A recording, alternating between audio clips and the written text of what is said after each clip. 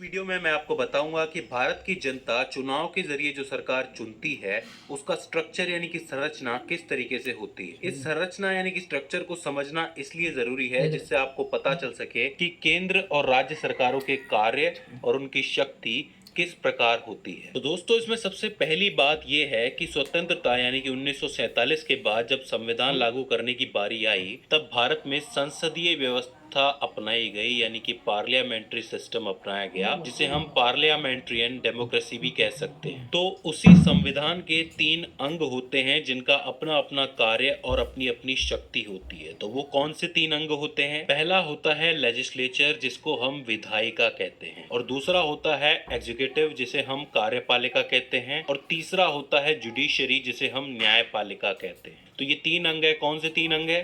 पहला विधायिका, दूसरा कार्यपालिका और तीसरा न्यायपालिका। तो अब इन तीनों में क्या क्या डिफरेंस है? देखिए, जो लेजिस्लेचर होता है यानी कि विधायिका होती है, वो एक लॉ मेकिंग बॉडी होती है, यानी कि वो कानून बनाती है। आपने देखा होगा कि कोई विधेयक, कोई बिल पास होता है तो वो विधायिका से ही होता है। तो वो कानून बनाती है देशवासियों के हित के लिए, या कोई पुराना कानून बदलने के लिए, या फिर कोई पुराना कानून हटाने के लिए। तो वहां पे सभी मेंबर्स की सहमति से कोई भी विधेयक बनाया या पास किया जाता है, वहां पे लॉ बनाया जाता है। वही बात करोगे एग्जीक्यूटिव यानी कि कार्यपालिका की, तो यहाँ पे होता यह है कि लेजिस्लेचर ने जो कानून बनाया है, जो विधेयक पास किया है, उसको इम्प्लीमेंट करना यानी कि उसको लागू करने का काम जो है पूरे समाज में, वो कार्यपालिका करती है। वहीं ये जो तीसरा पार्ट है जुडिशरी यानी कि न्यायपालिका, इसका काम ये है कि जो लॉ लागू किया गया है, जो कानून लागू किया गया है कार्यपालिका के द्वारा, उसका पालन ठीक से हो रहा है कि नहीं हो रहा है। अगर नहीं हो रहा है, कोई इसको तोड़ रहा है, तो उसको सजा देने का काम जुडिशरी करती है। अब देखिए, सबसे पहले बात करें विधायिका की यानी कि लेजिस्लेचर की, तो आप समझ लीजिए कि सरकारें 2 लेवल्स पे चुनी जाती हैं। पहला क्या होता है? आपकी केंद्र सरकार, और दूसरा राज्य सरकार।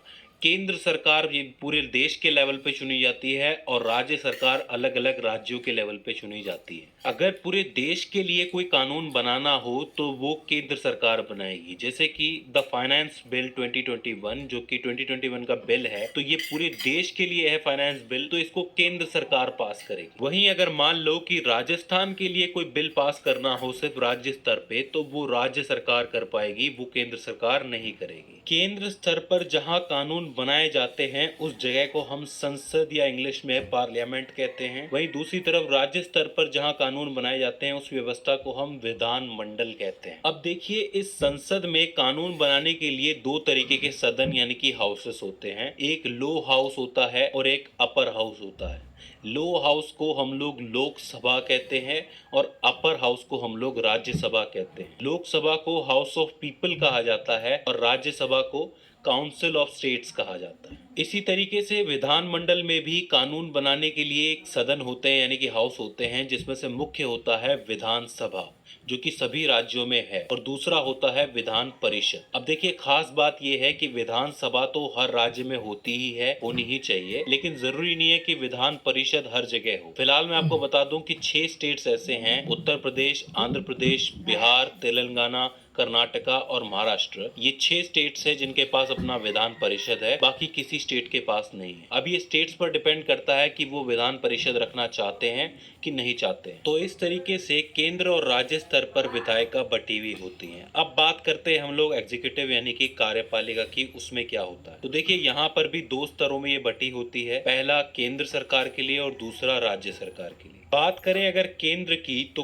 केंद्र में जो प्रमुख होते हैं, जो सर्वोपरि होते हैं, वो होते हैं राष्ट्रपति, उसके बाद आते हैं उपराष्ट्रपति, और उसके बाद आते हैं प्रधानमंत्री, और उनके नीचे होता है मंत्री परिषद। अब उस मंत्री परिषद के अंदर कैबिनेट मिनिस्टर्स भी होते हैं यानी कि कैबिनेट मंत्री भी होते हैं, राज्य मंत्री भी होते हैं, और उप मंत्री भी होते हैं। लेकिन मैं आपको बता दूं कि हमारे यहाँ कॉन्स्टिट्यूशन में सबसे ज़्यादा पावर जो है वो प्रधानमंत्री को ही दी गई है। वहीं अगर हम बात करें राज्य स्तर की, तो राज्य स्तर पर जो प्रमुख होते हैं वो कहलाते हैं राज्यपाल, और राज्यपाल के नीचे आते हैं मुख्यमंत्री, और मुख्यमंत्री के नीचे आता है उनका मंत्री परिषद। यहाँ पर भी ज़्यादातर जो कार्यभार है वो मुख्यमंत्री के हाथ में होता है, यानी कि एक राज्य का पूरा कार्यभार मुख्यमंत्री के हाथ में होता है, जिसे वो मंत्री परिषद की मदद से चलाते हैं। अब हम बात करते हैं जुडिशरी यानी कि न्यायपालिका के बारे में। देखिए, भारत की जो न्यायपालिका है वो 3 स्तरों में विभाजित है। इसमें जो सर्वोपरि प्रमुख है वो कहलाता है सुप्रीम कोर्ट, जो कि दिल्ली में है। इस सुप्रीम कोर्ट में जो फैसला सुनाते हैं जज, वो कहलाए जाते हैं CJI यानी कि चीफ जस्टिस ऑफ इंडिया। ठीक है, अगर देश पर के स्तर पे कोई भी मुकदमा चल रहा है तो वो उसे सॉल्व करने का काम सुप्रीम कोर्ट करते हैं।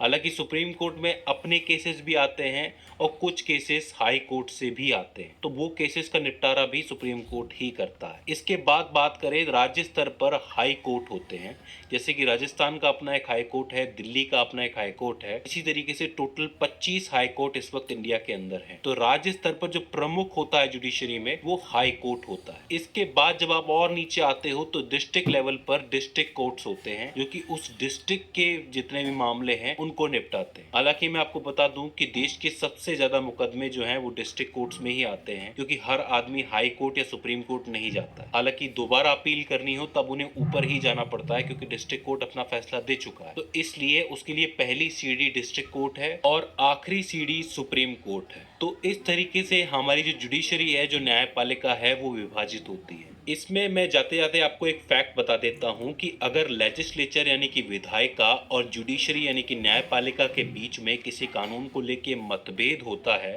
तो उसका निपटारा हमारे राष्ट्रपति जी करते हैं। सो फ्रेंड्स, ये हो जाते हैं कॉन्स्टिट्यूशंस के 3 अंग जिसके ढांचे पर सेंट्रल गवर्नमेंट और स्टेट गवर्नमेंट काम करती है। आई होप ये वीडियो आपके लिए हेल्पफुल साबित रही होगी।